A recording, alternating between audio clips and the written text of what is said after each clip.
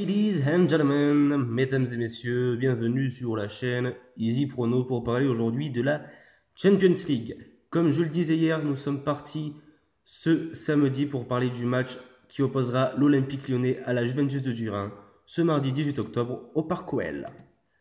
On commence tout d'abord donc avec l'Olympique Lyonnais, le petit club français qui sera en lice dans cette rencontre. Un bien mauvais départ pour les Lyonnais, donc 2-0. Voici le triste résultat obtenu par les Lyonnais ce vendredi. Avec d'une part une défense plus qu'améliorable, voire critiquable, et d'une autre l'expulsion de Nabil Fekir à la demi-heure de jeu, l'Olympique Lyonnais n'a plus que s'incliner face à une équipe niçoise toujours présente en ce début de saison et qui a toujours le pouvoir de nous impressionner. Jusqu'où iront ces Niçois? La suite du championnat nous le dira. A noter le pénalty raté de Balotelli en fin de match, c'était alors à la 80e minute de jeu. Anthony Lopez sauve les meubles en repoussant la frappe de Mario Balotelli, ce qui aurait pu faire un énorme 3-0. Déjà que 2-0 c'est assez lourd pour les Lyonnais, alors 3-0 aurait été vraiment une raclée. Donc Lacazette is back, ou pour les anglophones Lacazette was back. La seule bonne nouvelle de la soirée est le retour du buteur star de l'Olympique Lyonnais, Alexandre Lacazette, qui après un mois d'absence a fait son retour face à Nice, il a donc remplacé, Jordan Ferry aux alentours de l'heure de jeu, à la 64e plus exactement. Une titularisation ce mardi semble alors presque sûre. En bas à droite, nous avons le fameux dispositif 5-3-2 que Bruno Genesio aime bien expérimenter ces derniers temps.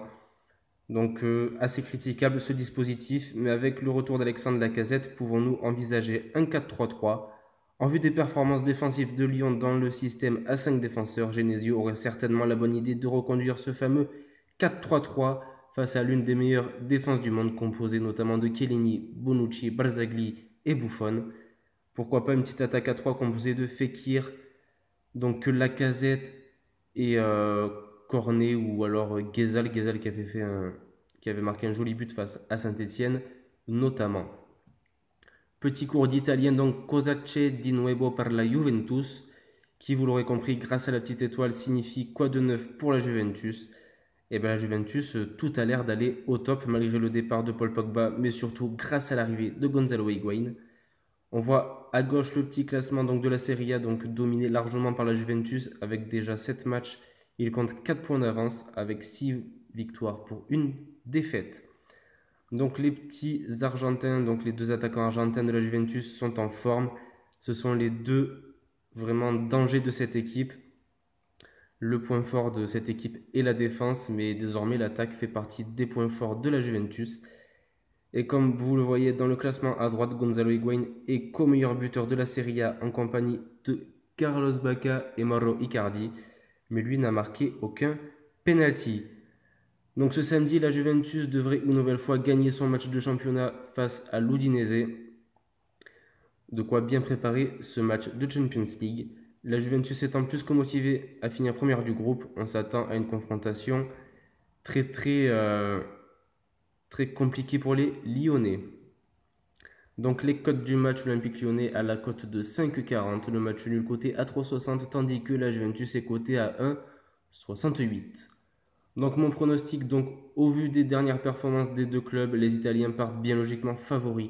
Et c'est pour cela que j'ai mis sur une victoire, malheureusement j'ai envie de dire pour nous Français, de la Juventus cotée à 1,68. Donc le petit plus qui a été malheureusement coupé par la tête de Jean-Michel, les deux équipes marquent cotée à 1,68. Et pour revenir à Jean-Michel, cela ne m'étonnerait pas qu'il tire cette tête à la fin du match, en critiquant pourquoi pas l'arbitrage et pourquoi pas les joueurs. C'est bien sûr à prendre au second degré, car Jean-Michel Aulas c'est, faut bien l'avouer, un très bon manager. C'était Easy Prono, je vous souhaite une bonne journée, une bonne soirée et à la prochaine. Et n'oubliez pas que la Ligue des Champions, c'est le cœur du football mondial. Je ne sais pas pourquoi j'ai dit ça, mais ça me plaît. Allez, ciao!